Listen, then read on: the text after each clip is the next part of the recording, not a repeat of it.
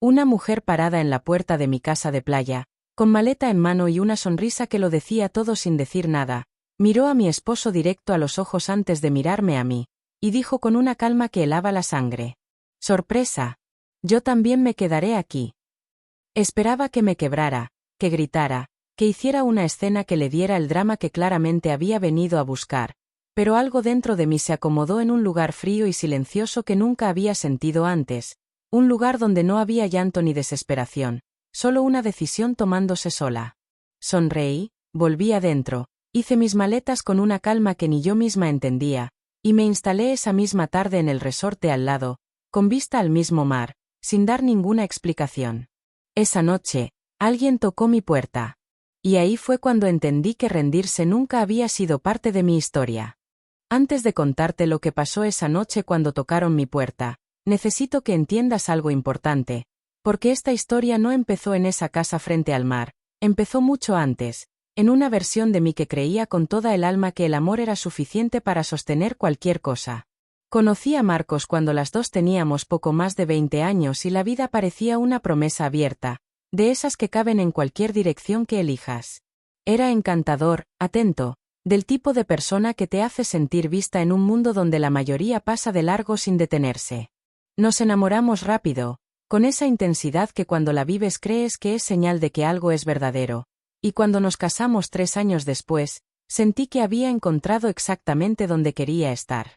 Los primeros años fueron buenos, genuinamente buenos, con sus tropiezos normales y sus momentos de ajuste, pero con una base que yo creía sólida, construida sobre conversaciones largas, sobre proyectos compartidos, sobre la clase de confianza que no se declara sino que simplemente existe entre dos personas que se eligen todos los días. Construimos una vida que desde afuera se veía exactamente como debía verse: trabajo estable, una casa bonita, viajes planeados con anticipación, cenas con amigos los fines de semana, y esa casa de playa que compramos juntos hace 4 años como símbolo de todo lo que habíamos logrado, como una recompensa tangible a tanto esfuerzo compartido. Pero hay algo que nadie te cuenta sobre las grietas, y es que no aparecen de golpe, no llegan con un estruendo que te avise que algo se está rompiendo, sino que crecen despacio, casi en silencio, disfrazadas de cansancio, de exceso de trabajo, de etapas normales que toda pareja atraviesa y que uno aprende a normalizar porque resulta más cómodo que hacerse las preguntas que duelen.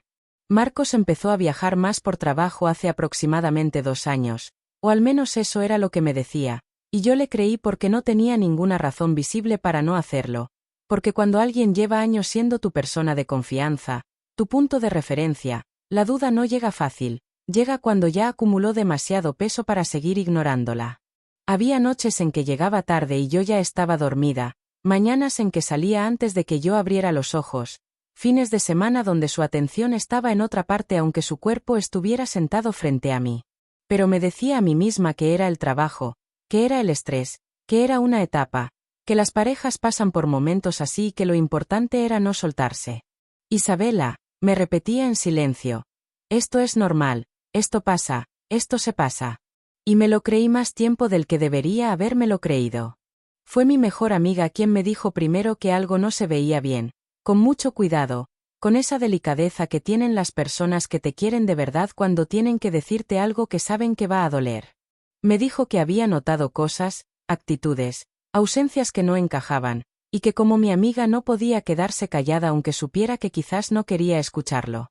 La escuché, le dije que estaba exagerando, que conocía a Marcos mejor que nadie, y esa noche llegué a casa decidida a no dejar que los miedos de otros se instalaran en mi cabeza como si fueran míos. Pero la semilla ya estaba plantada. Y una vez que la duda echa raíz, por más que intentes ignorarla, empieza a crecer en los momentos más silenciosos, cuando apagas la luz y el cuarto queda oscuro y los pensamientos se mueven solos hacia los lugares que de día logras evitar. Fue entonces cuando Marcos me propuso el viaje a la casa de playa, con una energía diferente, casi nerviosa, diciéndome que necesitábamos tiempo juntos, que habíamos dejado de conectar y que ese fin de semana iba a ser solo para los dos, sin trabajo, sin distracciones, sin nada que no fuéramos nosotros y el mar. Me ilusioné.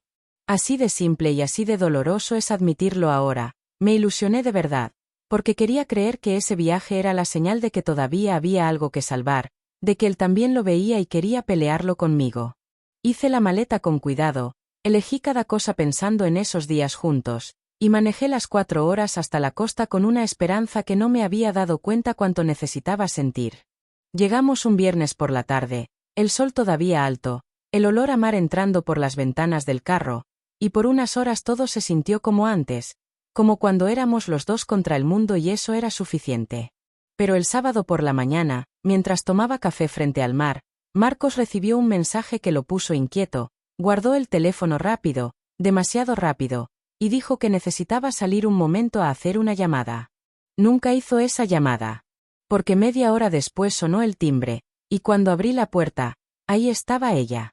Con su maleta. Con su sonrisa. Con su sorpresa. Yo también me quedaré aquí. Y en ese instante, todo lo que había normalizado, todo lo que había ignorado, todo lo que mi amiga había intentado decirme sin que yo quisiera escuchar, cayó de golpe como si el peso de 2 años completos aterrizara en un segundo. Ya no había más etapas. Ya no había más excusas. Ya no había más Isabela convenciéndose de que todo estaba bien. Solo había una decisión que tomar. Ahora que lo pienso con distancia, con esa claridad que solo llega cuando el dolor ya no nubla todo, me doy cuenta de que las señales estuvieron ahí desde mucho antes de ese sábado frente al mar, escondidas en momentos que en su momento decidí no ver porque verlas hubiera significado enfrentarme a algo que todavía no estaba lista para aceptar.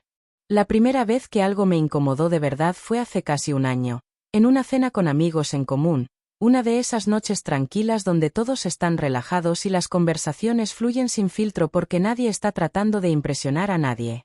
Alguien mencionó una mujer llamada Diana, así, de pasada, como quien nombra a alguien que todos conocen menos yo, y noté que Marcos cambió de tema casi de inmediato, con una naturalidad que en ese momento me pareció normal pero que ahora entiendo perfectamente como lo que era, una maniobra, un desvío calculado para que la conversación no siguiera por ese camino.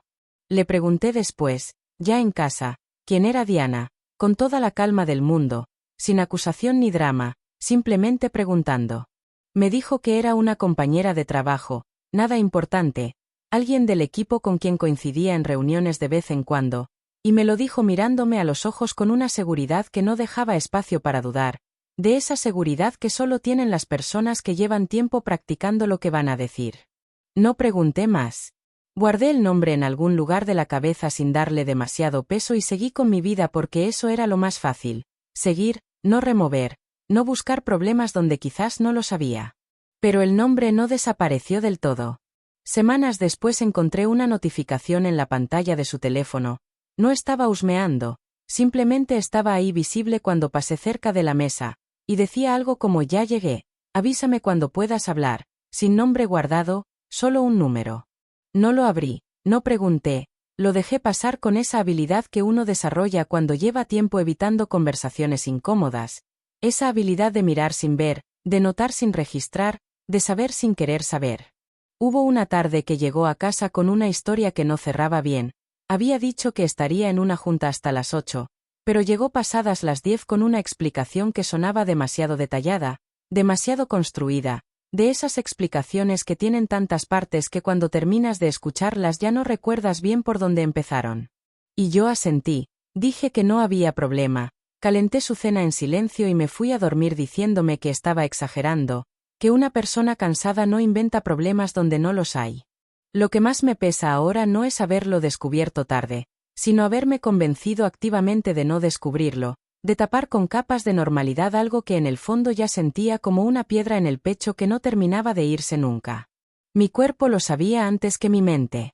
Hay noches que me quedaba despierta sin razón aparente, mirando el techo con una inquietud que no tenía nombre concreto, solo una sensación sorda de que algo no encajaba, de que había una versión de mi vida que yo estaba viendo y otra versión que ocurría en paralelo sin que nadie me hubiera dado permiso de saberlo. Una vez, revisando fotos viejas en el teléfono, vi que en varias de las noches que supuestamente había pasado trabajando hasta tarde, había publicaciones suyas en redes sociales, nada comprometedor a simple vista, solo ubicaciones que no coincidían con lo que me había dicho, restaurantes en zonas donde no tenía ninguna junta, horarios que no cuadraban con las historias que yo había aceptado sin cuestionar. Podría haberlo confrontado ahí mismo. Podría haber abierto esa conversación que los dos sabíamos que estaba pendiente aunque ninguno la nombrara. Pero algo me detuvo, no el miedo exactamente, sino algo más complicado que el miedo, esa mezcla extraña entre no querer tener razón y ya saber en el fondo que la tienes. Hay una diferencia enorme entre ignorar algo porque genuinamente no lo ves y ignorarlo porque verlo te va a cambiar la vida de una manera para la que todavía no te sientes lista. Y yo estaba haciendo lo segundo con una dedicación que ahora me resulta casi increíble. La semana antes del viaje a la playa hubo algo más, pequeño pero que ahora tiene todo el sentido del mundo. Estaba ordenando el cuarto cuando encontré una tarjeta dentro de su cajón, de esas tarjetas simples que venden en cualquier tienda, sin sobre, sin firma completa, solo una letra que no era mía y una frase escrita a mano que decía algo sobre estar esperando ese fin de semana. La devolví exactamente donde estaba. Cerré el cajón. Me fui a la cocina a prepararme un café que no terminé de tomar. Y 2 días después hice la maleta con ilusión, convencida de que ese viaje era para nosotros, de que iba a ser el comienzo de algo mejor, sin saber que la tarjeta que había encontrado y decidido no leer completa era en realidad la invitación que él le había mandado a ella. Para el mismo fin de semana. Para la misma casa. Para el mismo mar que yo pensaba que íbamos a compartir solos. Todo estaba ahí. Cada señal, cada momento que no quise ver, cada incomodidad que tragué en silencio, apuntando hacia el mismo lugar al que finalmente llegué ese sábado cuando abrí la puerta y me encontré cara a cara con la verdad que llevaba meses viviendo en mi propia casa sin que nadie me lo dijera.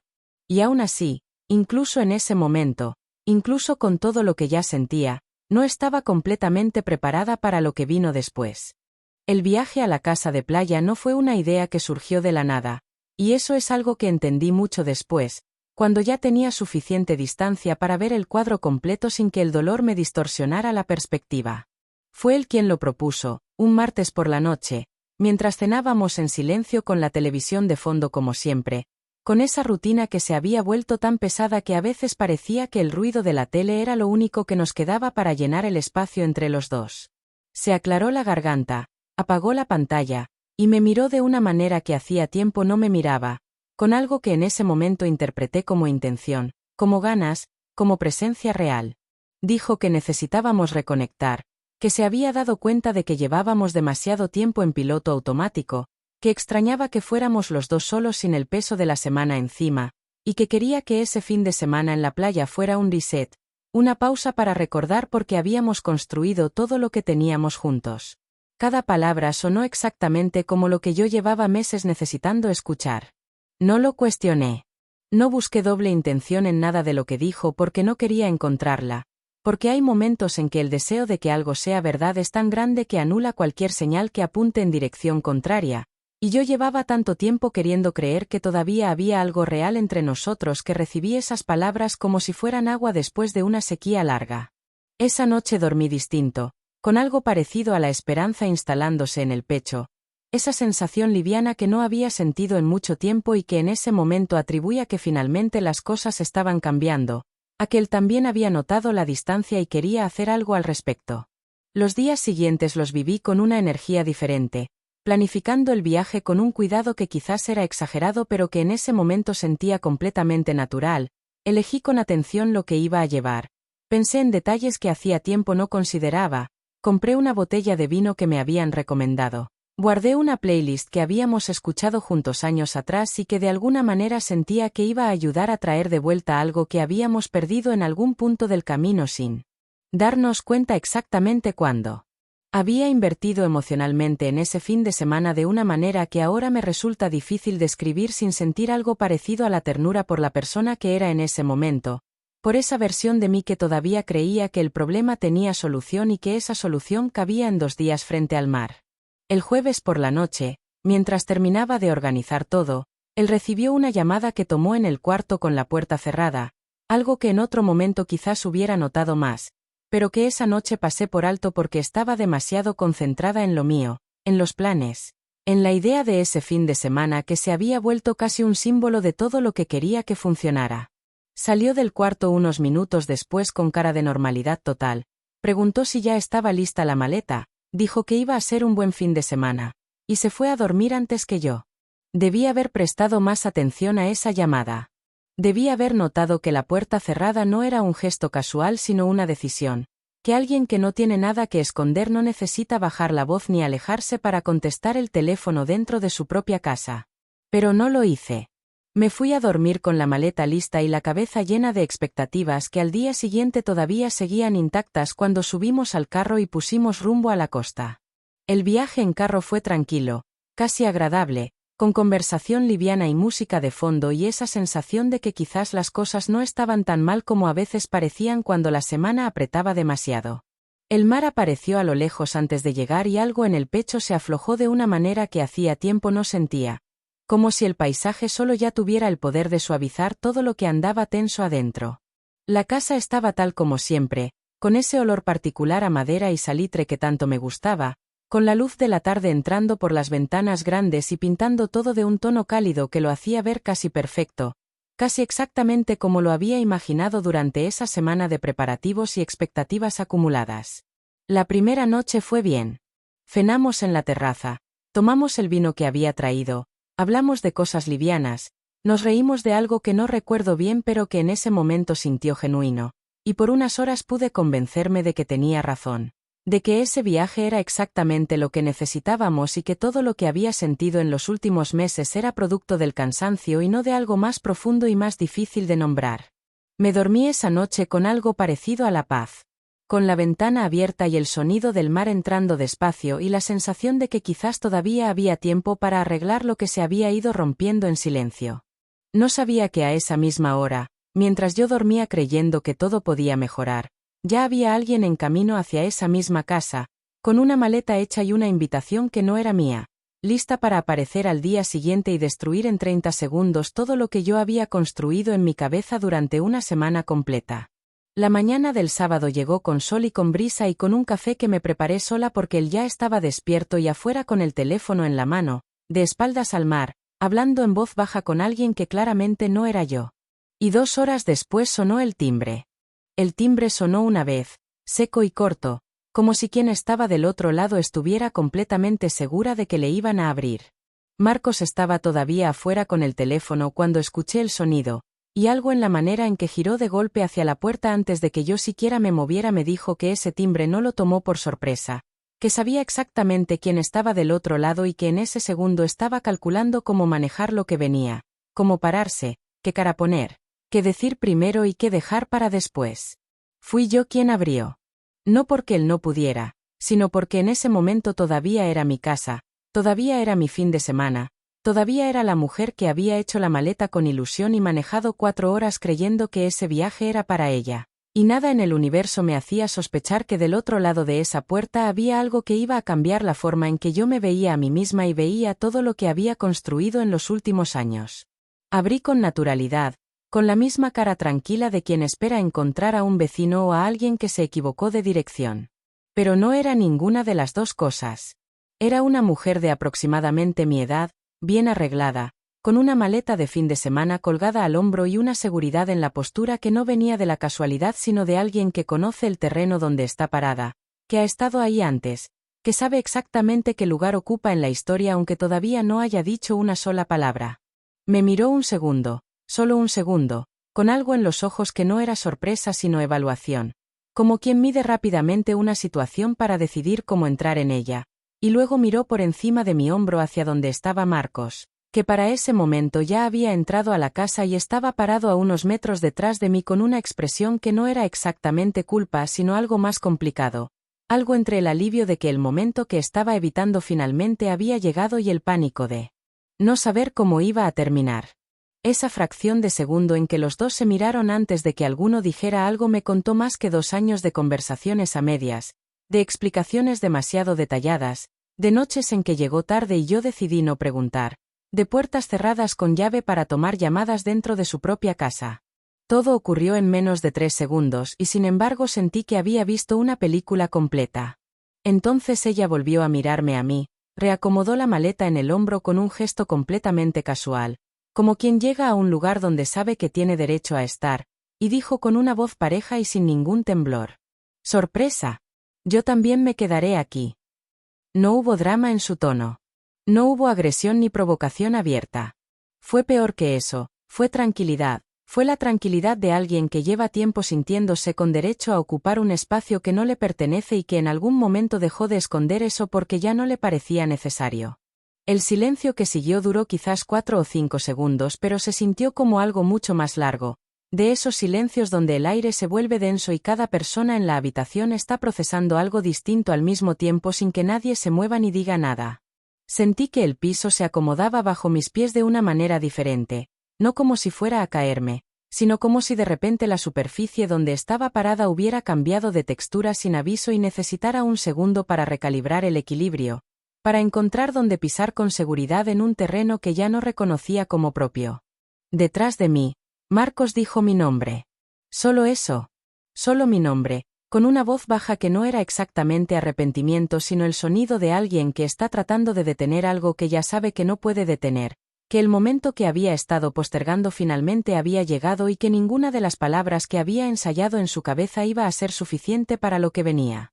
No me giré hacia él. Me quedé mirándola a ella, a esa mujer parada en la puerta de mi casa con su maleta y su sonrisa y su certeza absoluta, y sentí algo moverse adentro mío que no era rabia aunque se le parecía, que no era tristeza aunque dolía como ella, algo más parecido a una claridad brutal y repentina, de esas que llegan cuando el cerebro finalmente deja de protegerte de lo que ya sabe hace tiempo. Todo encajó en ese instante. El nombre que cambió de tema en aquella cena. La notificación sin nombre guardado. Las noches que no cerraban bien. La tarjeta en el cajón con letra que no era mía. Las llamadas con la puerta cerrada. El viaje propuesto con tanta urgencia, con tanto énfasis en que iba a ser solo para los dos, que ahora entendía perfectamente que nunca había sido pensado para los dos sino para ellos, y que yo había llegado ahí por un error de cálculo que ninguno de los dos había sabido cómo manejar cuando se materializó frente a la puerta. Había sido invitada a mi propia traición sin saberlo. Y la persona que tenía enfrente lo sabía, y la persona que tenía detrás también lo sabía, y la única que había llegado ahí sin el guión completo había sido yo, con mi maleta hecha con cuidado y mi botella de vino y mi playlist de canciones viejas y toda esa esperanza construida sobre algo que llevaba tiempo sin existir. Respiré despacio, una sola vez, con una calma que no sabía que tenía. Y entonces tomé la única decisión que en ese momento tenía sentido tomar. Hay una diferencia enorme entre una persona que explota porque perdió el control y una persona que habla desde un lugar tan frío y tan firme que quien la escucha entiende que no hay nada que negociar, que el tiempo de las explicaciones ya pasó y que lo único que queda es escuchar lo que viene. Yo fui la segunda.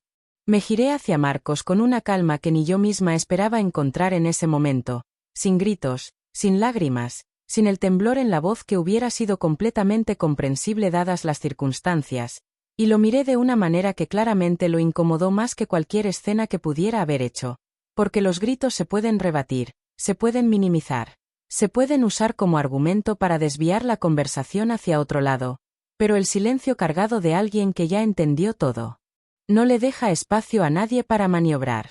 Empezó a hablar antes de que yo dijera nada, con esa urgencia torpe de quien sabe que está en falta y trata de tomar el control de la narrativa antes de perderlo por completo, diciendo que podía explicar, que no era lo que parecía, que las cosas entre nosotros se habían complicado y que él no había sabido cómo manejarlo, como si la incapacidad de manejar algo fuera una explicación válida para lo que tenía parado en la puerta de nuestra casa con una maleta al hombro y una sonrisa que todavía no había desaparecido del todo. Lo dejé hablar. No porque me interesara lo que decía sino porque quería que terminara de decirlo, que escuchara sus propias palabras en voz alta, que sintiera el peso de cada frase construida sobre nada, de cada justificación que se desarmaba sola apenas salía de su boca porque no tenía ninguna base real sobre la cual sostenerse. Cuando terminó, el silencio volvió a instalarse en el cuarto. Entonces pregunté, con una voz que sonó extrañamente tranquila incluso para mí, ¿cuánto tiempo llevaba esto? No como quien busca un número exacto para hacer cuentas, sino como quien necesita saber la dimensión real de lo que está mirando, el tamaño verdadero del hueco que hay debajo de lo que creía que era suelo firme. Vaciló. Ese segundo de vacilación antes de responder me dijo más que cualquier número que fuera a darme después, porque la duda no era de alguien que está tratando de recordar sino de alguien que está calculando cuánto conviene decir, qué versión de la verdad hace menos daño o genera menos consecuencias. Y eso solo lo hace quien lleva suficiente tiempo construyendo versiones paralelas de su propia historia. Dijo que casi un año. Lo dijo mirando hacia un lado, no hacia mí, como si la respuesta fuera algo que podía depositar en el aire del cuarto sin tener que entregársela directamente a la persona que la había pedido. Casi un año. Mientras yo normalizaba su cansancio y su distancia y sus llegadas tarde y sus explicaciones con demasiados detalles, mientras yo me convencía de que era una etapa, mientras yo compraba vino y armaba playlists y hacía la maleta con cuidado para un fin de semana que nunca había sido mío, había una historia completa ocurriendo en paralelo a la mía, con otra persona, en tiempos y espacios que yo había llenado de excusas sin que nadie me lo pidiera. Casi un año de elegir todos los días no decírmelo. Casi un año de mirarme a los ojos en esa casa y decidir que la mentira era más conveniente que la verdad. Casi un año de permitir que yo siguiera construyendo sobre algo que él ya sabía que estaba hueco por dentro.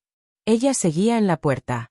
No había entrado, no había dicho nada más, pero tampoco se había ido, y eso también era una declaración, la de alguien que había decidido que su lugar en esa historia era lo suficientemente sólido como para no moverse ante la presencia de la esposa. La de alguien que no estaba ahí por accidente sino porque en algún punto le habían dado razones para creer que tenía derecho a estarlo. Le pregunté a él si ella sabía que era casado. La pausa que siguió fue suficiente respuesta. Entonces la miré a ella directamente, por primera vez desde que había abierto la puerta, con una calma que en ese momento sentí como la cosa más poderosa que tenía disponible, y le pregunté si había venido aquí sabiendo exactamente lo que era esta casa y lo que representaba para mí. No respondió de inmediato. Algo en su postura cambió levemente, no mucho, solo lo suficiente para notar que la seguridad con la que había llegado tenía algún límite que mi pregunta había rozado sin que ella esperara que lo hiciera, porque probablemente había calculado muchas versiones de cómo podía ir este momento y en ninguna de ellas yo era la persona que tenía el control de la conversación. Dijo que las cosas entre ellos eran reales. Lo dijo con menos firmeza que con la que había dicho lo anterior, como si la frase sonara diferente en voz alta de lo que sonaba en su cabeza, como si el peso de decirla frente a la persona afectada le quitara algo de la certeza con que solía cargarla. No le respondí nada. No porque no tuviera que decir, sino porque entendí en ese momento que cualquier cosa que dijera le iba a dar algo con que seguir, un punto de apoyo para continuar una conversación que yo no tenía ningún interés en sostener. Porque hay momentos en que el silencio no es vacío sino la forma más contundente de decirle a alguien que su presencia no tiene el poder que cree tener. Me giré hacia Marcos una última vez. Le dije que no iba a hacer una escena, que no iba a gritar ni a romper nada ni a darle a nadie la satisfacción de verme desmoronarse en mi propia casa, y que precisamente por eso lo que venía después iba a ser mucho más definitivo que cualquier pelea que pudiéramos haber tenido. Le dije que tenía exactamente el fin de semana que había planeado. Que disfrutara la casa. Que disfrutara el mar.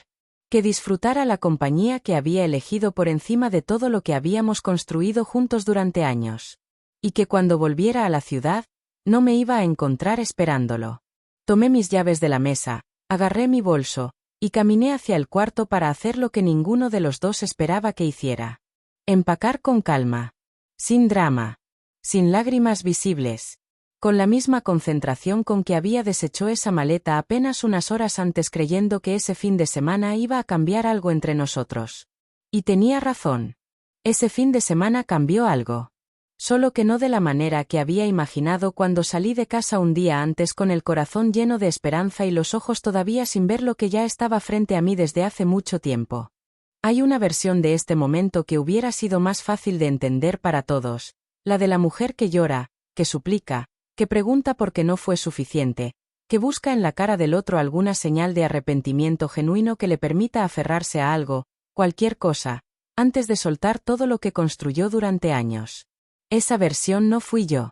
No porque no doliera, porque dolía de una manera que no tengo palabras exactas para describir, un dolor que no era solo emocional sino físico, instalado en el centro del pecho como algo que ocupa espacio real y pesa y aprieta y no pide permiso para estar ahí, sino porque en algún lugar muy adentro, más profundo que el dolor y más silencioso que cualquier pensamiento consciente, algo había tomado una decisión antes de que yo misma me diera cuenta de haberla tomado. Entré al cuarto, abrí la maleta sobre la cama, y empecé a doblar mi ropa con una concentración que desde afuera debió parecer casi absurda, casi clínica. la de alguien que está ejecutando una tarea simple mientras a su alrededor todo se reorganiza de manera irreversible. Marcos entró al cuarto unos minutos después, sin ella, y se quedó parado en el marco de la puerta mirándome como si no terminara de entender lo que estaba viendo, como si esperara que en algún momento la calma se rompiera y apareciera la escena que sabía merecer y que de alguna manera era lo único que hubiera sabido cómo manejar. Porque el drama tiene respuestas ensayadas pero la frialdad genuina no las tiene. Dijo mi nombre otra vez. Luego dijo que podíamos hablar, que no tenía que irse, que esto no tenía que terminar así. No levanté la vista de la maleta. Le respondí que tenía razón, que no tenía que terminar así, que podría haber terminado de otra manera si las decisiones hubieran sido diferentes, pero que las decisiones que se tomaron durante casi un año no eran reversibles con una conversación de 10 minutos en un cuarto de playa, y que yo no tenía ningún interés en quedarme a negociar los términos de algo que él había decidido solo, sin consultarme, durante todo ese tiempo. Cerré la maleta. La bajé de la cama. La puse junto a la puerta. Luego agarré el teléfono y busqué el resort que estaba a menos de 5 minutos caminando por la orilla, uno que habíamos visto otras veces al pasar y que siempre me había parecido bonito sin que nunca hubiera tenido razón para entrar. Llamé, pregunté si tenían disponibilidad para esa noche y la siguiente, dijeron que sí, hice la reserva ahí mismo mientras él seguía parado en el marco de la puerta sin saber qué hacer con sus manos ni con su silencio. Cuando colgué lo miré por primera vez desde que había entrado al cuarto, directo, sin rabia visible pero con una claridad en los ojos que creo que fue lo que finalmente le hizo entender que esto no era un gesto dramático ni una amenaza calculada para provocar una reacción, sino una decisión real, tomada por una persona real que había entendido todo lo que necesitaba entender y que no tenía ninguna intención de dar marcha atrás. Le dije que esperaba que el fin de semana valiera lo que había costado. Agarré la maleta, el bolso, y salí del cuarto sin voltear. Ella estaba en la sala cuando pasé, sentada, con la misma seguridad de antes aunque algo más silenciosa, y la miré un segundo al pasar, no con odio ni con desprecio sino con algo mucho más difícil de sostener para quien lo recibe, con indiferencia total, con la mirada de alguien que ya procesó su existencia y la archivó en el lugar que le corresponde dentro de una historia que está a punto de tomar una dirección completamente diferente. Salí por la puerta principal con la maleta en la mano y el sol de la tarde pegando directo, caminé por la orilla con los pies en la arena y el mar a un lado, y cada paso que daba se sentía más firme que el anterior, como si el suelo fuera ganando solidez con cada metro de distancia que ponía entre esa casa y yo. Llegué al resort, me registré, subí a la habitación, abrí la ventana que daba al mar, y me senté en el borde de la cama en silencio durante varios minutos sin hacer nada más que respirar y dejar que todo lo que había pasado en las últimas horas ocupara el espacio que necesitaba ocupar sin que yo tratara de ordenarlo ni entenderlo todavía. Esa noche pedí la cena al cuarto, abrí el vino que había traído para un fin de semana que ya no existía, y me lo tomé frente al mar con una mezcla de tristeza y de algo que todavía no sabía nombrar pero que se parecía extrañamente a la libertad. Y entonces, pasadas las 10 de la noche, alguien tocó mi puerta. 3 golpes en la puerta. Pausados, deliberados, de alguien que no estaba seguro de si debía estar ahí pero había llegado de todas formas porque algo más fuerte que la duda lo había traído hasta ese punto. No era Marcos. Lo supe antes de abrir porque conozco su manera de tocar una puerta, ese golpe rápido y un poco impaciente que tiene desde siempre, y esto era diferente, era más cuidadoso, como quien pide permiso con los nudillos antes de pedirlo con palabras. Abrí con el vaso todavía en la mano. Era Daniel. Un amigo de años, de los de verdad, de los que no abundan, alguien que había conocido mucho antes de casarme y que con el tiempo se había convertido en una presencia constante y discreta en mi vida, del tipo de persona que no necesita estar en todos lados para que notes cuando está y cuando no está. Vivía en la ciudad, sí, pero también tenía familia en esa zona costera y cada tanto aparecía por ahí sin que fuera una sorpresa encontrárselo. Me miró un segundo sin decir nada, vio el vaso, vio la maleta que todavía estaba sin deshacer junto a la pared, vio algo en mi cara que no le hizo falta que yo explicara, y simplemente preguntó si podía pasar. Le hice un gesto de que sí con la cabeza y me hice a un lado. Se sentó en el sillón junto a la ventana, yo volví al borde de la cama, y estuvimos así varios minutos sin que ninguno de los dos dijera nada, con el sonido del mar llenando el silencio de una manera que resultaba extrañamente cómoda, como si el ruido del agua fuera suficiente conversación por el momento. Luego me preguntó qué había pasado.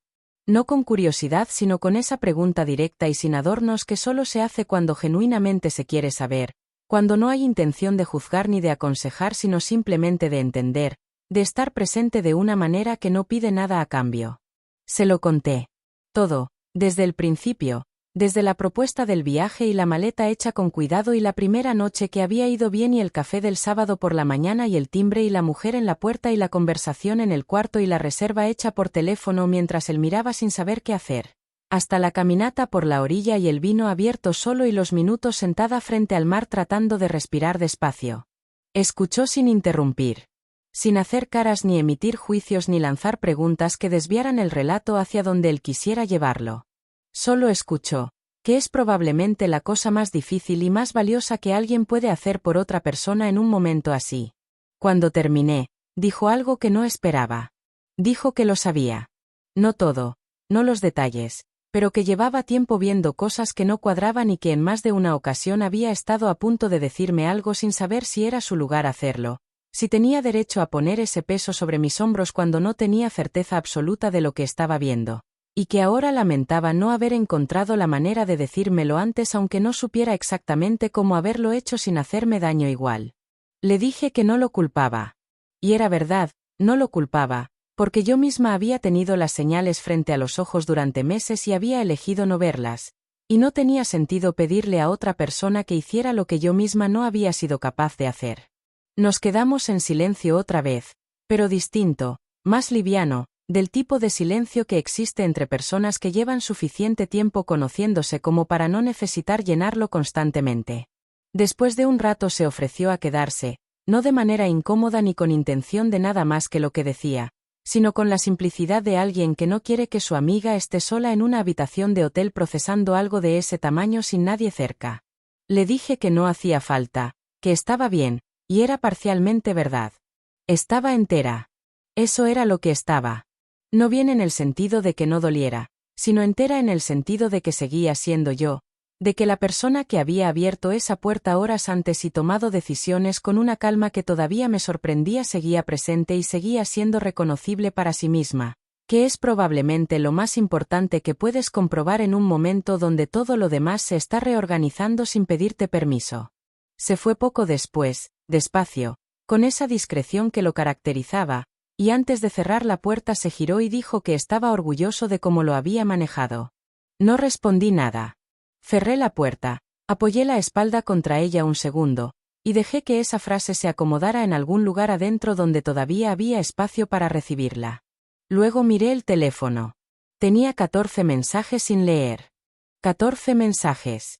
Los miré desde la pantalla de bloqueo sin abrir ninguno, solo leyendo los primeros fragmentos que aparecían en las notificaciones, esas líneas cortas que a veces dicen más de lo que quien las escribe hubiera querido revelar antes de que el otro las leyera completas.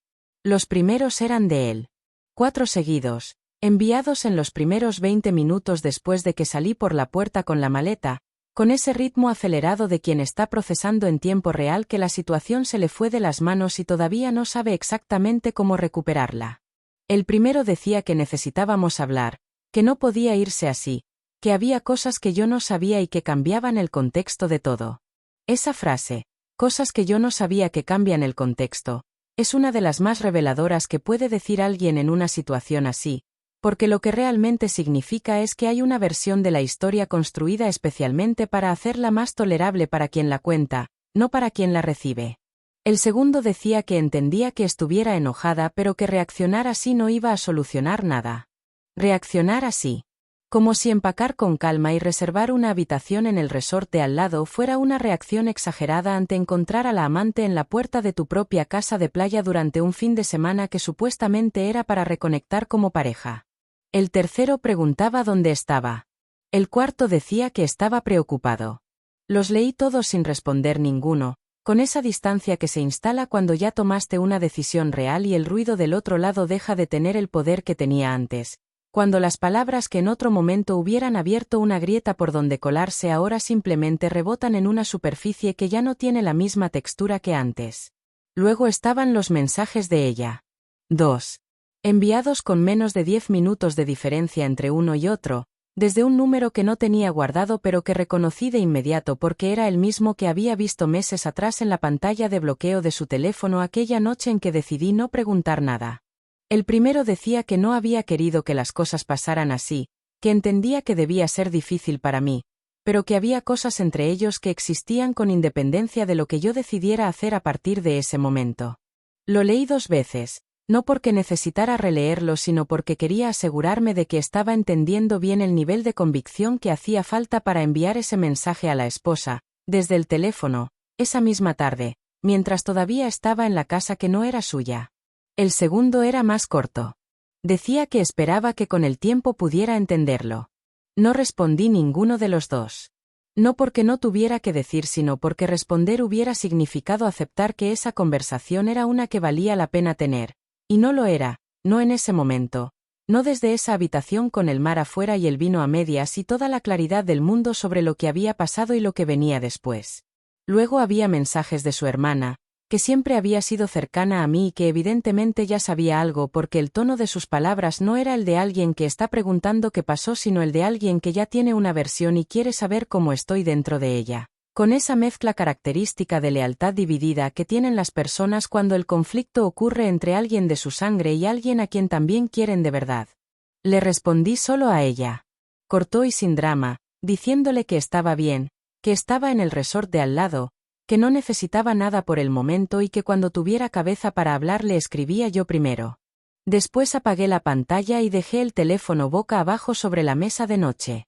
Afuera el mar seguía sonando igual que antes, con esa indiferencia perfecta que tiene el agua ante cualquier cosa que ocurra en tierra firme, sin acelerar ni detenerse, sin cambiar de ritmo porque una mujer en una habitación de hotel acaba de leer 14 mensajes y decidió no responder ninguno de los importantes. Me recosté sobre la cama con la ropa puesta, mirando el techo, dejando que el silencio se asentara de verdad, sin teléfono, sin voces, sin explicaciones que no había pedido. Solo yo y el ruido del mar y la conciencia cada vez más nítida de que lo que sentía en ese momento no era derrota sino algo que se parecía mucho más al comienzo de algo distinto aunque todavía no supiera exactamente de qué. La pantalla del teléfono se iluminó una vez más. Era un número que no reconocí. Y cuando leí el mensaje, entendí que la noche todavía no había terminado. El mensaje del número desconocido decía solo esto: soy Renata. Creo que tenemos que hablar. Yo también fui su pareja. Hasta hace 6 meses. Lo leí 3 veces. Despacio, dejando que cada palabra aterrizara completamente antes de pasar a la siguiente, porque hay mensajes que el cerebro recibe en partes aunque lleguen completos, mensajes que necesitan procesarse en capas porque su contenido es demasiado para absorberlo de una sola vez. Una mujer. Otra mujer. Alguien que había estado antes que Diana en una historia que yo creía conocer y que resultaba tener más capítulos de los que me habían mostrado, más personajes de los que había imaginado, más tiempo construyéndose en paralelo a la mía de lo que cualquier número concreto podía hacer sentir en el momento de descubrirlo. Me senté en la cama despacio, con el teléfono en la mano, y me quedé mirando ese mensaje sin saber exactamente qué hacer con él. No porque no quisiera responder sino porque sentí que antes de escribir una sola palabra necesitaba dejar que lo que estaba entendiendo terminara de acomodarse en algún lugar donde pudiera mirarlo con claridad. Porque no era solo la traición. No era solo el año de mentiras o la mujer en la puerta o los mensajes de esa tarde o la tarjeta en el cajón que había devuelto exactamente donde estaba sin terminar de leer. Era algo más grande que todo eso junto, algo que tenía que ver con la imagen que había construido de mi propio matrimonio, con la historia que me había contado a mí misma sobre quién era la persona con quien había decidido compartir su vida, con todas las versiones de los hechos que había aceptado sin cuestionar porque cuestionar hubiera significado enfrentarme a algo para lo que no estaba lista. Había normalizado cosas que no eran normales. Había llamado cansancio a lo que era distancia calculada. Había llamado etapa a lo que era una decisión sostenida en el tiempo. Había llenado de excusas espacios que en realidad estaban ocupados por otra cosa, por otras personas, por una vida paralela construida con la misma naturalidad con que construía la suya conmigo, usando los mismos gestos, probablemente las mismas palabras, la misma voz baja detrás de puertas cerradas. Y lo más difícil de aceptar no era que me hubiera mentido. Era que yo había colaborado sin saberlo, que mi necesidad de creer que todo estaba bien había sido una herramienta que él usó sin que yo se la ofreciera conscientemente, que mi confianza no había sido un defecto sino algo que había sido aprovechado con una consistencia que ahora, vista desde esta habitación con el mar afuera y un mensaje de una desconocida en la pantalla, resultaba casi imposible de dimensionar. Pensé en todos los momentos donde algo no cerró bien y yo lo cerré por él. En todas las conversaciones que no tuve porque preferí el silencio cómodo a la incomodidad de la verdad. En todas las noches donde la inquietud estaba ahí, sin nombre todavía, y yo la ignoraba con esa habilidad que uno desarrolla cuando quiere proteger algo que en el fondo ya sabe que no está entero. Me pregunté desde cuándo sabía. No con certeza, no con pruebas, sino en ese lugar más profundo que no necesita pruebas porque opera con otra clase de información, la de las sensaciones que no mienten aunque uno les diga que sí todo el tiempo. Y la respuesta que encontré fue incómoda porque era honesta, lo sabía desde hacía más tiempo del que estaba dispuesta a admitir en voz alta, lo había sabido en aquella cena donde el nombre cambió de tema, en aquella noche de la notificación sin nombre guardado, en aquella tarde de la explicación con demasiados detalles, en aquel cajón con la tarjeta que no era mía. Lo había sabido y había elegido no saber. Y esa elección también era mía, también me pertenecía, y cargaba con ella de una manera que no era culpa pero tampoco era inocencia total. Era simplemente la verdad de alguien que tuvo miedo de lo que iba a encontrar si miraba demasiado de cerca y pagó ese miedo con tiempo, con energía, con meses de vida construidos sobre algo que ya no existía aunque siguiera teniendo la forma de algo real. Respiré despacio. Y entonces algo cambió adentro, no de golpe sino con la suavidad de algo que llevaba tiempo moviéndose hacia ese lugar y que finalmente llegó, una especie de asentamiento, de las piezas encontrando su sitio real después de haber estado acomodadas en el lugar equivocado durante demasiado tiempo. No era el fin de algo. Era el principio de una versión de mí misma que todavía no conocía del todo pero que en ese momento, sentada en esa cama con el vino a medias y el mar afuera y el teléfono iluminado con el mensaje de una desconocida, sentía más real y más firme que cualquier cosa que hubiera sentido en los últimos 2 años. Escribí la respuesta. Hola Renata. Sí. Hablemos. Renata respondió en menos de 2 minutos, como si hubiera estado esperando con el teléfono en la mano, lista para continuar una conversación que probablemente había estado postergando durante semanas sin saber exactamente cómo empezarla ni si tenía derecho a hacerlo. Me dijo que estaba en el lobby del mismo resort, que había llegado esa tarde siguiendo una corazonada que no sabía bien cómo explicar, que llevaba días con la sensación de que algo estaba pasando y que cuando confirmó que Marcos había reservado la casa de playa ese fin de semana, algo en ella necesitó venir aunque no tuviera un plan claro de qué iba a hacer al llegar. Le dije que subiera. Llegó a la habitación con esa energía particular de alguien que tomó una decisión impulsiva y todavía está procesando si fue la correcta, con algo nervioso en los movimientos pero con una mirada directa y sin rodeos que me generó una confianza inmediata, de esas que no se explican racionalmente sino que simplemente están ahí desde el primer segundo. Era unos años menor que yo, cabello oscuro, voz tranquila, y cargaba una carpeta delgada bajo el brazo que puso sobre la mesa sin decir nada todavía, como si necesitara un momento antes de llegar a eso. Se sentó, me miró, y empezó a hablar. Me contó que había estado con Marcos durante casi 8 meses, que él le había dicho desde el principio que su matrimonio era un trámite pendiente, que las cosas entre nosotros habían terminado emocionalmente hacía tiempo y que solo seguíamos juntos por inercia y por los bienes que teníamos en común, que era cuestión de meses antes de que todo se formalizara y pudieran estar juntos sin esconderse de nadie. Escuché cada palabra sin interrumpir, reconociendo en cada frase la arquitectura de una mentira construida con precisión, con los mismos materiales que se usan siempre en estas historias, la pareja infeliz, el matrimonio vacío, el amor verdadero que merece su propio espacio, el tiempo que es solo un detalle técnico antes de que todo encaje como debe. Me dijo que había empezado a dudar hace unos 4 meses, cuando las inconsistencias empezaron a acumularse de una manera que ya no podía ignorar, cuando las fechas no cerraban y las explicaciones llegaban siempre un poco tarde y con demasiado detalle, cuando notó que el trámite pendiente del que él hablaba nunca avanzaba en ninguna dirección concreta. Entonces abrió la carpeta. Adentro había capturas de pantalla impresas, conversaciones completas, fechas, horas, mensajes que iban y venían entre Marcos y Diana, la mujer que esa tarde seguía en la casa de playa a 5 minutos de donde estábamos nosotras. Mensajes que dejaban claro que la historia con Diana no era nueva, sino que llevaba corriendo en paralelo a la historia con Renata desde casi el mismo momento en que esa había empezado, que no había una relación verdadera y una mentira, sino varias historias simultáneas, sostenidas con versiones distintas de la misma narrativa central, ajustadas según la persona que las recibía. Había mensajes donde le decía a Diana exactamente lo mismo que le había dicho a Renata sobre su matrimonio. Había fechas donde había estado con las dos en el mismo fin de semana, con una logística que requería una organización que me resultó casi difícil de asimilar, no por lo compleja sino por la energía deliberada que implica mantener algo así en movimiento durante tanto tiempo sin que ninguna de las partes lo vea completo. Y había algo más.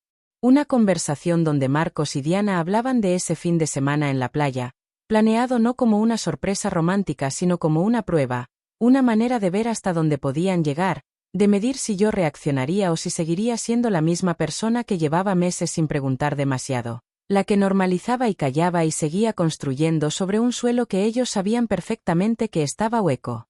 Lo leí 2 veces. Luego lo dejé sobre la mesa con una calma que Renata claramente no esperaba, porque me miró de una manera que mezclaba alivio con algo parecido a la perplejidad, como si hubiera llegado preparada para contener una reacción que no estaba ocurriendo y no supiera bien qué hacer con sus manos ahora que el guión que había imaginado no estaba siguiendo el camino previsto. Le pregunté si tenía todo esto guardado también en digital, no solo impreso. Dijo que sí, que tenía todo respaldado en más de un lugar. Le dije que iba a necesitarlo. No para una escena, no para confrontar a nadie esa noche ni para enviar mensajes desde la rabia, sino para lo que venía después, para las conversaciones que iba a tener con un abogado en cuanto regresara a la ciudad, para la separación que no iba a ser negociada desde la culpa ni desde la desesperación sino desde la información completa y el terreno firme de quien sabe exactamente con qué está tratando. Renata asintió despacio. Luego dijo algo que no esperaba, dijo que lamentaba no haber llegado antes, que ojalá hubiera encontrado la manera de avisarme cuando todavía estaba procesando sus propias dudas, antes de que todo llegara a este punto. Le dije que no había nada que lamentar entre nosotras. Que las dos habíamos sido parte de una historia que ninguna había elegido conocer de esta manera, y que lo único que tenía sentido hacer ahora era moverse hacia adelante con la verdad completa en la mano en lugar de seguir operando con versiones recortadas diseñadas para mantenernos exactamente donde él necesitaba que estuviéramos. Se quedó otro rato. Tomamos el resto del vino, hablamos poco y sin drama, con esa extraña intimidad que se genera entre personas que comparten una experiencia que nadie más podría entender del mismo modo, y cuando se fue pasada la medianoche, me dejó todo lo que había traído en la carpeta más un archivo enviado directo a mi correo con cada captura respaldada. Cerré la puerta, me apoyé contra ella un segundo, y miré la carpeta sobre la mesa. Ya no había preguntas sin respuesta. Ya no había huecos que llenar con excusas ni silencios que interpretar con buena voluntad. Todo estaba ahí, claro, fechado, ordenado, sin espacio para la duda ni para la negociación. Solo quedaba una cosa por hacer. Dormí esa noche con una profundidad que no esperaba, sin pastillas, sin alcohol de más, sin el insomnio ansioso que hubiera sido completamente lógico dadas las circunstancias, sino con ese sueño pesado y sin sueños que llega cuando el cuerpo finalmente suelta algo que llevaba demasiado tiempo cargando en tensión sin que nadie le diera permiso de soltarlo. Me desperté con el sol entrando por la ventana y el mar afuera exactamente igual que siempre, indiferente y constante, y me quedé un momento sin moverme, mirando el techo, tomando inventario de cómo me sentía antes de que el día empezara a exigir cosas concretas de mí. Me sentía entera. Distinta, sí, reorganizada en formas que todavía no terminaba de entender, pero entera, que era lo único que en ese momento importaba de verdad. Encendí el teléfono.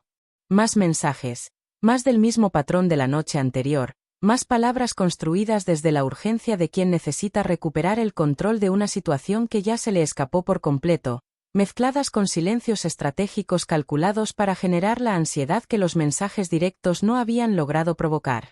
No respondí ninguno. Me duché, me vestí, pedí el desayuno al cuarto, y mientras tomaba el café frente al mar llamé a la única persona que necesitaba llamar en ese momento, mi abogada, a quien conocía desde hacía años y en quien confiaba con una solidez que ese día agradecí de una manera que no había anticipado. Le conté todo con la misma calma con que había manejado las últimas horas, sin drama, con los hechos ordenados y la carpeta de Renata ya digitalizada y respaldada en 3 lugares distintos, y ella escuchó con esa atención profesional y sin juicio que hace que uno sienta que está en terreno seguro aunque todo lo demás esté moviéndose debajo de los pies. Cuando terminé, dijo que tenía todo lo que necesitaba para empezar. Que no me moviera de donde estaba hasta que ella me dijera exactamente qué pasos seguir, que no confrontara a nadie más ese fin de semana ni firmara nada ni tomara decisiones sobre bienes compartidos sin hablar con ella primero, y que el lunes a primera hora estaría lista para comenzar el proceso con toda la información sobre la mesa. Colgué con una sensación de terreno firme bajo los pies que no había sentido en mucho tiempo. Pasé la mañana en la playa del resort, sola, con los pies en la arena y el sol encima y la mente sorprendentemente quieta para todo lo que estaba procesando, como si el cuerpo hubiera decidido por su cuenta que ese momento era para respirar y no para pensar, que ya habría tiempo para todo lo demás y que ese rato frente al mar era algo que me pertenecía y que nadie tenía el poder de quitarme aunque quisiera intentarlo. A mediodía vi desde lejos que Marco salía de la casa de playa caminando en mi dirección por la orilla. Lo vi antes de que él me viera a mí, y tuve el tiempo suficiente para decidir conscientemente cómo quería estar cuando llegara, desde qué lugar quería hablar, con qué energía quería entrar a esa conversación que sabía que no podía evitarse indefinidamente aunque hubiera podido seguir postergándola. Se paró frente a mí con esa mezcla de culpa y de cálculo que ya reconocía perfectamente, con algo en la postura que quería proyectar arrepentimiento pero que seguía siendo fundamentalmente la postura de alguien que está midiendo qué tan grande es el daño y qué le conviene decir para manejarlo. Empezó con que necesitaban hablar de verdad, que había cometido errores enormes, que no tenía excusas válidas pero que lo que teníamos juntos era demasiado importante para terminarlo así, en un fin de semana, desde la rabia, sin darle una oportunidad real a la conversación que merecía todo lo que habíamos construido. Lo dejé terminar. Luego saqué el teléfono, abrí el archivo que Renata me había enviado la noche anterior, y le mostré la pantalla sin decir una sola palabra, sin explicación ni acusación ni drama. Simplemente le extendí el teléfono con la primera captura visible, la de la conversación donde planeaban ese mismo fin de semana como una prueba para medir hasta dónde llegaba mi tolerancia. Lo vi leer. Lo vi procesar. Lo vi buscar en su cabeza alguna versión de los hechos que pudiera funcionar como salida y no encontrarla porque no existía ninguna, porque lo que tenía en la pantalla no dejaba espacio para la interpretación ni para la narrativa alternativa que había estado preparando desde el día anterior. Cuando levantó la vista, no dije nada todavía. Dejé que el silencio hiciera lo que las palabras no necesitaban hacer. Luego hablé con una voz pareja, sin rabia visible, sin el temblor que hubiera sido comprensible y que sin embargo no estaba ahí porque ya no había nada dentro de mí que necesitara temblar ante esta conversación. Le dije que sabía todo. No una parte, no la versión que él hubiera elegido contarme si hubiera tenido el control del relato, sino todo, con fechas y nombres y conversaciones que demostraban que lo que había ocurrido no era un error puntual ni una debilidad de un momento sino una serie de decisiones sostenidas en el tiempo, tomadas con plena conciencia, una tras otra, durante casi un año. Le dije que el lunes hablaría con mi abogada para iniciar el proceso de separación, que no iba a negociar desde la culpa ni desde el miedo, que conocía exactamente el valor de lo que habíamos construido juntos y que eso iba a estar sobre la mesa con toda la claridad del mundo cuando llegara el momento de dividirlo. Le dije que no había nada más que hablar ese fin de semana. Guardé el teléfono, me puse de pie, sacudí la arena de la ropa con un gesto completamente ordinario, y me giré hacia el resort sin voltear a verlo una sola vez más. Caminé por la orilla con el mismo mar de siempre a mi lado, con el mismo sol, con la misma brisa, y sentí algo que no esperaba sentir en ese momento, no alivio exactamente, no felicidad, sino una especie de gravedad nueva, de peso propio, de saber exactamente dónde estaban mis pies y que el suelo bajo ellos era real. Esa tarde hice la maleta por segunda vez en el mismo fin de semana. Pero esta vez era diferente, esta vez sabía exactamente hacia dónde iba, qué dejaba atrás y por qué, y esa diferencia lo cambiaba todo aunque la maleta fuera la misma y las manos que la cerraban también.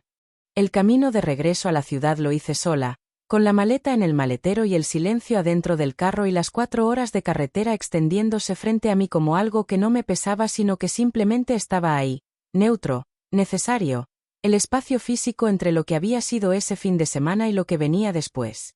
No puse música. No llamé a nadie. Solo manejé con las 2 manos en el volante y los ojos en la carretera y la mente haciendo ese trabajo silencioso que hace cuando finalmente le das el espacio que necesita, ordenando, procesando, acomodando cada pieza en el lugar que le corresponde dentro de una historia que ya tiene todos sus elementos sobre la mesa y solo necesita tiempo para volverse algo que uno pueda cargar sin que aplaste. Llegué al departamento entrada la tarde. Era la misma casa de siempre, con los mismos muebles y la misma luz entrando por las mismas ventanas, pero se sentía diferente, no vacía exactamente sino distinta, como cuando cambias algo pequeño en un cuarto y de repente todo el espacio se reorganiza alrededor de esa ausencia sin que nadie haya movido nada más. Dejé la maleta sin deshacer. Me preparé un té, me senté en el sillón junto a la ventana, y me quedé ahí un rato largo sin hacer nada más que existir dentro de ese silencio nuevo que todavía estaba aprendiendo a reconocer como propio. El lunes cumplí cada cosa que había dicho que iba a cumplir. Estuve en el despacho de mi abogada a primera hora, con la carpeta completa, con todo respaldado, con la cabeza clara y la voz tranquila y la certeza de alguien que llegó a esa reunión habiendo dormido, habiendo procesado, habiendo tomado ya las decisiones importantes antes de sentarse a hablar de los detalles prácticos que venían a continuación. El proceso fue exactamente tan difícil como cualquiera que haya pasado por algo así sabe que es, con sus momentos de agotamiento burocrático y sus conversaciones incómodas y sus días donde el peso de todo lo que había que resolver se sentía más grande que la energía disponible para resolverlo, pero también con una claridad de fondo que no me abandonó en ningún momento. Esa claridad que llega cuando sabes que estás moviéndote en la dirección correcta aunque el camino sea largo y no siempre cómodo. Marcos intentó hablar varias veces durante ese periodo. Mensajes, llamadas, un intento de aparecer en el departamento que no llegó a ningún lado porque para ese momento ya había tomado las decisiones prácticas que necesitaba tomar para que ese espacio siguiera siendo mío mientras el proceso avanzaba. Hubo momentos donde el arrepentimiento que mostraba parecía genuino, y probablemente en alguna parte lo era, pero el arrepentimiento genuino no deshace las decisiones sostenidas en el tiempo ni devuelve los meses que uno invirtió construyendo sobre algo que la otra persona sabía que estaba hueco. Y yo había llegado a un lugar donde podía reconocer eso sin que me moviera de donde estaba parada. Renata y yo nos escribimos algunas veces durante las semanas siguientes. No con frecuencia, no con la intensidad de esa primera noche en la habitación del resort, sino con la calidez discreta de dos personas que comparten una experiencia que las conectó de una manera que ninguna buscó pero que tampoco había razón para ignorar. En algún momento me dijo que se sentía más libre que en mucho tiempo, y entendí exactamente a qué se refería porque yo sentía lo mismo aunque no hubiera encontrado todavía las palabras exactas para nombrarlo. Daniel siguió siendo lo que siempre había sido, una presencia constante y sin drama, alguien que preguntaba cómo estaba sin convertir la pregunta en una puerta hacia conversaciones que yo no había pedido tener, que aparecía cuando era útil y dejaba espacio cuando era necesario, con esa inteligencia emocional que pocas personas tienen y que uno aprende a valorar de maneras completamente nuevas cuando está atravesando algo que requiere exactamente eso. Pasaron varios meses.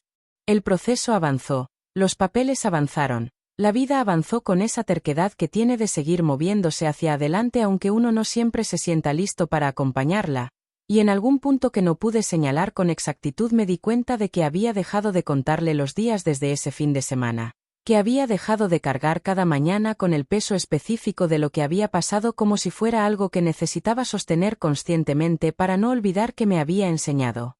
No lo había olvidado. Solo lo había integrado, que es completamente distinto. ¿Qué es lo que ocurre cuando una experiencia deja de ser una herida abierta y se convierte en algo que ya forma parte de ti sin que necesites seguir tocándola para saber que está ahí?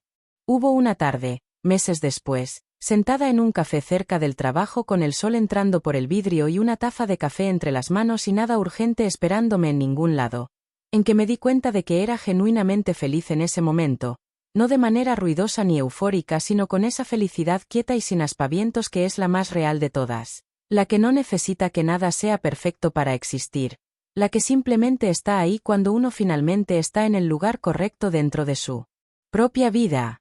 Pensé en la versión de mí que había hecho esa maleta con ilusión un viernes por la tarde rumbo a la playa, creyendo que ese fin de semana iba a salvar algo, y sentí por ella una ternura enorme, sin juicio, sin impaciencia, porque esa versión había hecho exactamente lo que podía hacer con lo que tenía en ese momento, Y cuando la situación lo exigió, había encontrado adentro algo mucho más sólido de lo que sabía que tenía. A veces no necesitas que alguien te diga la verdad para encontrarla. A veces la verdad llega sola, con maleta y con sonrisa, y lo único que tienes que decidir es qué haces con ella cuando aparece en tu puerta. Yo decidí hacer mis maletas. Instalarme en el resorte al lado. Abrirle la puerta a lo que vino después. Y eso lo cambió todo.